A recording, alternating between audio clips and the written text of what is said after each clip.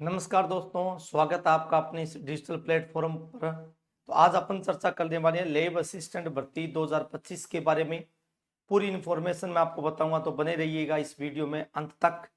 अपन लोग चर्चा करेंगे लैब असिस्टेंट भर्ती 2025 की पूरी रणनीति के ऊपर चर्चा कर रहे हैं कि उसकी पिछली कट ऑफ क्या थी, है ना। इसके ऊपर एक एक करके अपन चर्चा करें। तो लैब असिस्टेंट भर्ती पिछली बार की कट ऑफ, सिलेबस क्या है, एग्जाम कब होगा, बेस्ट बुक कौन सी होगी, हस्तलिखित नोट्स के ऊपर भी अपन चर्चा करेंगे। तो देखिएगा, सबसे पहले अपन चलते हैं पिछली कट ऑफ के ऊपर। पिछली कट ऑफ की जब भी मैं आपसे बात करूं तो इसको गौर से देखिएगा। पिछली कट ऑफ की बात करें तो पहला तो दिमाग में ये आना चाहिए कि जो लैब असिस्टेंट भर्ती है ये हमें ज्योग्राफी के अंदर ये तीन पार्टों में आती है। एक तो ज्योग्राफी की आती है, एक होम साइंस की आती है, और दूसरा पूछे तो आपकी कौन सी आती है, दूसरी आती है आपकी मुख्य साइंस की याद रखना, जिसमें बायो केमिस्ट्री फिजिक्स का पार्ट होता है। उसके अंदर 2 पेपर होते हैं। बाकी ज्योग्राफी के अंदर पेपर कितने होते हैं, 1 पेपर होते हैं। 150 प्रश्नों का इसमें पूरा पैटर्न होता है, जिसमें 100 प्रश्न सब्जेक्ट के होते हैं और 50 प्रश्न राजस्थान जीके के होते हैं। बहुत आसान मामला है, कहीं कोई इधर उधर भागने की आवश्यकता नहीं है। तो सबसे पहले देखें तो पिछली बार अगर मैं बात करूं तो पिछली बार का जो फाइनल कट ऑफ था, अंतिम जो चयन था, जिस विद्यार्थी के 150 में से 116 प्रश्न सही थे, उसका क्या हो गया था, अंतिम रूप से चयन हो गया था, है ना। क्या हो गया था, अंतिम रूप से चयन हो गया था। अगर मैं बात करूं इसके अंदर तो सबसे पहले कट ऑफ के ऊपर अपन लोग चलते हैं। कट ऑफ में अगर देखें तो पिछले बार की जो कट ऑफ थी, जनरल की मैं बात कर लेता हूं। जनरल और ओबीसी, एससी एसटी और ईडब्ल्यूएस और एमबीसी की अपन बात करें। अगर मैं जनरल की बात करूं और जनरल में मेल की अगर अपन बात करें तो मेल की जो मेरिट रही थी वो कितनी थी दोस्तों, 232 पॉइंट कितनी थी बताओ, 232.66 कितनी थी, 232.66 क्या थी, मेरिट थी। यानी कहने का मतलब एक प्रश्न इसमें 2 नंबर का होता है। लगभग मैंने बताया था 116 प्रश्न जिसके सत्य थे या सही थे, उन लोगों का अंतिम रूप से लैब असिस्टेंट कॉलेज आयुक्तालय में क्या हो गया था, चयन हो गया था। अगर मैं बात करूं फीमेल की तो फीमेल की मेरिट भी इतनी थी, सेम थी, मेल की और फीमेल दोनों की 232 अंक डिक्लेयर किए गए थे।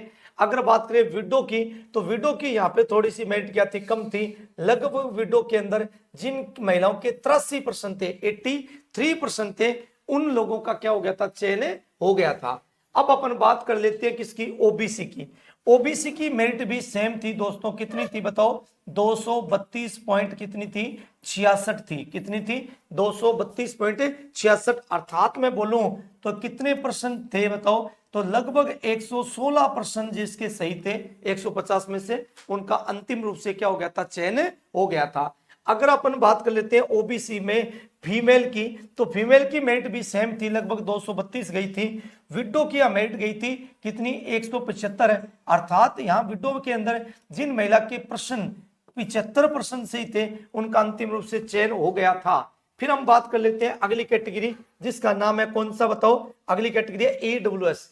ईडब्ल्यूएस के अंदर थोड़ी सी राहत मिली, रिलीफ मिली, और जिन पुरुषों के 112 प्रश्न थे, उन लोगों का क्या हो गया था, अंतिम रूप से इस भर्ती परीक्षा में चयन हो गया था। और इसके अंदर फीमेल की भी सेम ही मेरिट थी, विडो और डाइवोर्स था, वो सीटें यहाँ पे खाली रह गई थी। फिर इसके बाद में आता है हमारा एमबीसी आता है। एमबीसी में जनरल की थी 222, कितनी थी दोस्तों, 222।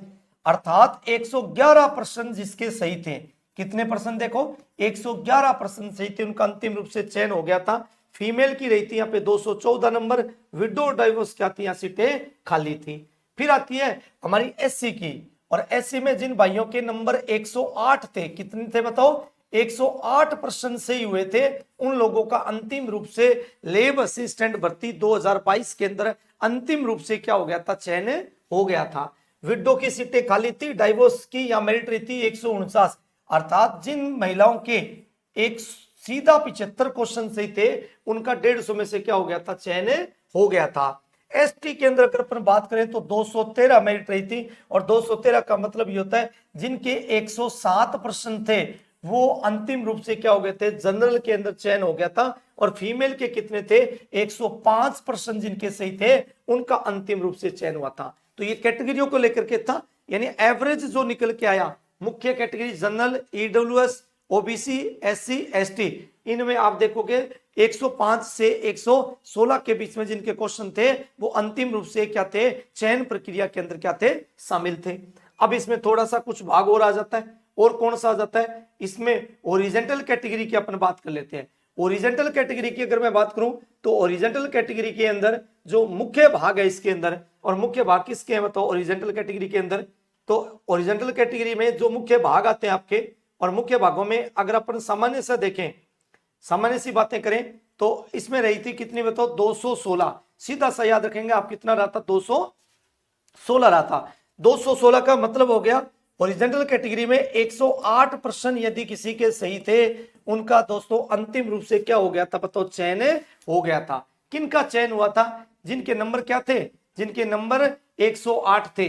अब मैं बात करूंगा इसमें एचआई की, एचआई में 163 नंबर थे, और एलडी और सीपी में थे, और एक्स सर्विसमैन के कितने थे 166, अर्थात 88% रही थी। और स्पोर्ट्समैन की रही थी 211, अर्थात 106% जिस स्पोर्ट्समैन के सही थे वो लेब असिस्टेंट का सपना देख रहे थे, उनका सपना क्या हुआ, साकार हुआ।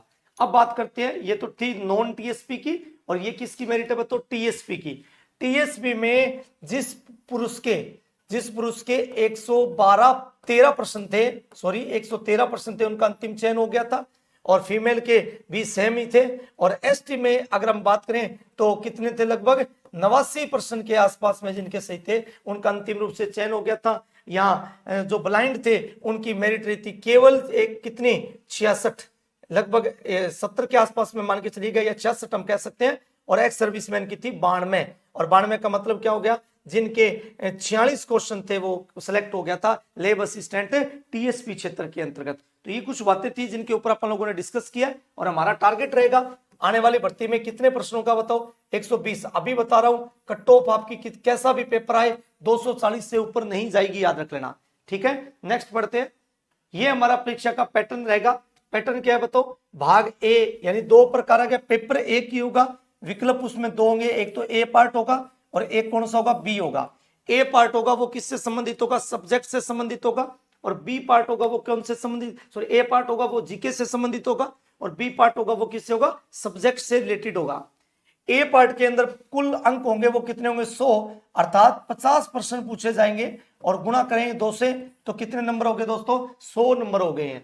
अब इस 100 नंबर में क्या आएगा, ना आपका मैथ आएगा, ना आपका हिंदी आएगा, ना आपका इंडिया जी क्या आएगा, ना आपका वर्ड का आएगा, ना आपका साइंस आएगा, ना आपका इंग्लिश आएगा, ना कंप्यूटर आएगा, कुछ नहीं आएगा, केवल 3 ही आएंगे, राजस्थान हिस्ट्री, राजस्थान ज्योग्राफी और राजस्थान कल्चर। इन तीनों के कितने प्रश्न आएंगे 50, कितने नंबर का हो गया 100 नंबर का। दूसरा हमारा आएगा भूगोल यानी ज्योग्राफी जो सब्जेक्ट है वो आएगा, और ये इसके क्वेश्चन आएंगे कितने दोस्तों 100 क्वेश्चन आएंगे, और एक क्वेश्चन कितने नंबर का है 2 नंबर का। तो कहने का मतलब कितने नंबर का हो गया 200, 200 और 100 कितने हो गए टोटल दोस्तों 300। 300 में कितने घंटे का समय मिलेगा, 3 घंटे का आपको समय मिलेगा। अब 3 घंटे का समय मिलेगा, प्रश्न पत्रों का वो आपका ऑब्जेक्टिव टाइप होगा, और इसके अंदर कम से कम मिनिमम याद रखना, इस परीक्षा को यदि पास करना है आपको तो आपके कम से कम कितने अंक निर्धारित होने चाहिए, 40% अंक आपके आने चाहिए। यदि 40% से कम अंक आते हैं तो आप नियुक्ति के पात्र नहीं होंगे। क्या नेगेटिव मार्किंग है, क्या नकारात्मक अंकन है, क्या बिल्कुल जी नकारात्मक अंकन है। कितना है बताओ 1/3, नकारात्मक अंकन की पूछे 1/3, अर्थात आप 3 गलत करते हैं तो आपका एक सही प्रश्न काटा जाएगा। ये परीक्षा का कुछ संदर्भित भाग था जिसके ऊपर अपन लोगों ने चर्चा की। नेक्स्ट देखो, ये आपका सिलेबस को लेकर के है। सिलेबस किसका बताओ, राजस्थान का इतिहास, कला एवं संस्कृति, साहित्य, परंपरा एवं विरासत। कहने का मतलब 2016 का पटवारी का, ग्राम सेवक का, महिला सुपरवाइजर का जो टॉपिक थे वही सेम इन्होंने क्या किए मेंशन करके दिए आपको। अब कौन कौन से दिए तो देख लेते हैं, 2 मिनट का समय देखें।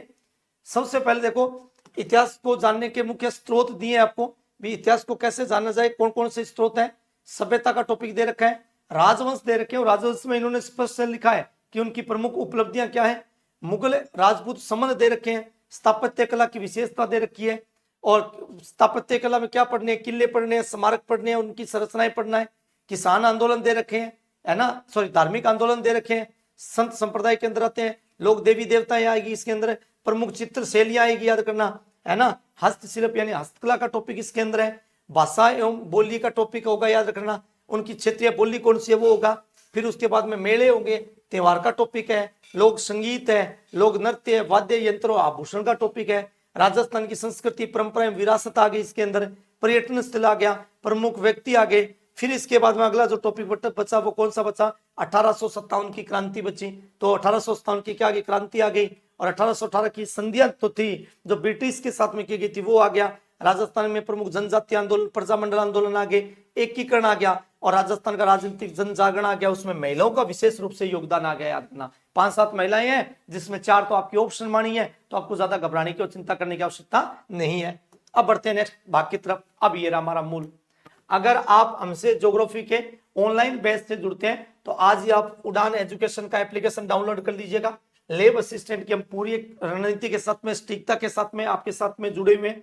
भूगोल का जो नया बैच शुरू करेंगे वो देखिएगा, थोड़ा सा हमको समाज चाहूंगा मैं, 10 तारीख को नहीं हो पाएगा, ये हम 11 अगस्त को क्या करेंगे, बैच शुरू करेंगे। और कहां से होगा बताओ, live for classroom, live for studio दोनों से रहेगा, याद रख लेना।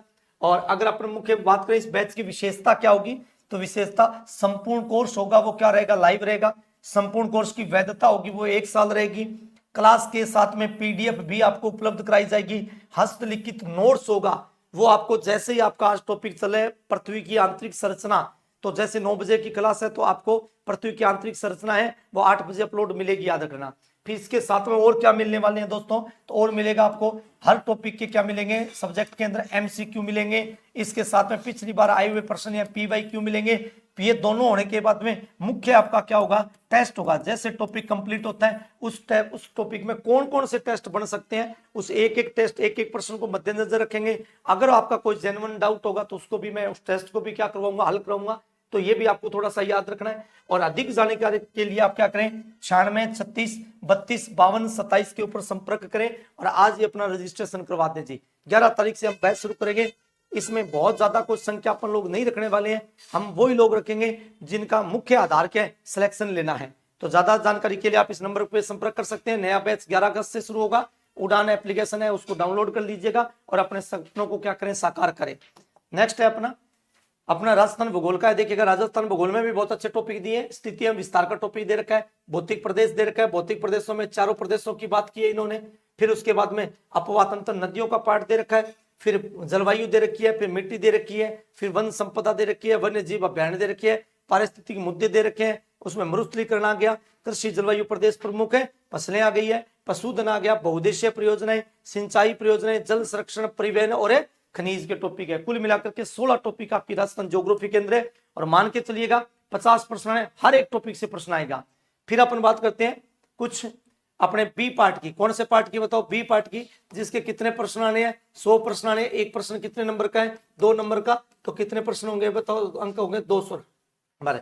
इसमें मैं आपको बताऊं, एक तो एनसीईआरटी को हमें देखना है, एक आरबीसी को देखना है। कौन सी कक्षा की बताओ, 11 और 12। 11 और 12 की जो किताब है उसको अगर आप देखेंगे तो आपके प्रश्नों के उत्तर आपको अधिकांश तो मिल जाएंगे, याद करना।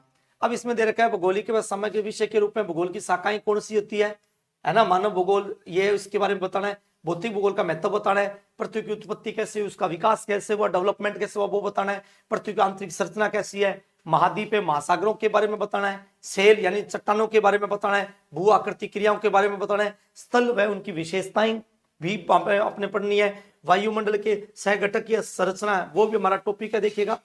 इस प्रकार से टॉपिक दे रखे हैं। सूर्य ताप, ऊष्मा संतुलन, तापमान और विवरण दे रखा है। वायुदाब व वायुमंडलीय परिसंरचना दे रखी है। वायुमंडल में जल वाष्पीकरण है ना, सघन प्रकार वितरण दे रखे हैं। विश्व की जलवायु वर्गीकरण, जिसमें किसको ध्यान देना है, कोपेन को ध्यान देना है। हरितक्रय प्रभाव देना है, भूमंडलीकरण देना है, ऊष्मन देना है, जलवायु परिवर्तन देना है, जलीय चक्र अंत समुद्र ऊंचावच, ये सारी बातें इसके अंदर दे रखी हैं। और कुल मिलाकर के लगभग ये 72 टॉपिक के आसपास आते हैं। इस प्रकार से आप देखोगे एक एक टॉपिक की अपने आप में क्या है महत्वता है। इस महत्वता को हम बनाए रखेंगे। हर एक चीज को क्या करेंगे, ध्यानपूर्वक पढ़ेंगे और एक एक टॉपिक आपको बड़ी शिद्दत के साथ में, बड़ी शालीनता के साथ में बताया जाएगा। फिर भी अगर कोई जेन्युइन आपका कोई किसी प्रकार का डाउट होगा तो उसको भी दूर किया जाएगा। और हम कुल मिलाकर के 2 घंटे की क्लास डेली की रहेगी और कोशिश करेंगे हम 2 लोग इसको बहुत अच्छे तरीके से, बहुत शिद्दत के साथ में पढ़ाएंगे। तो आज ही आप उड़ान एप्लीकेशन को डाउनलोड करिएगा और अपने सपनों को साकार कीजिएगा। तो आज के लिए इतना ही। जय हिंद, जय भारत।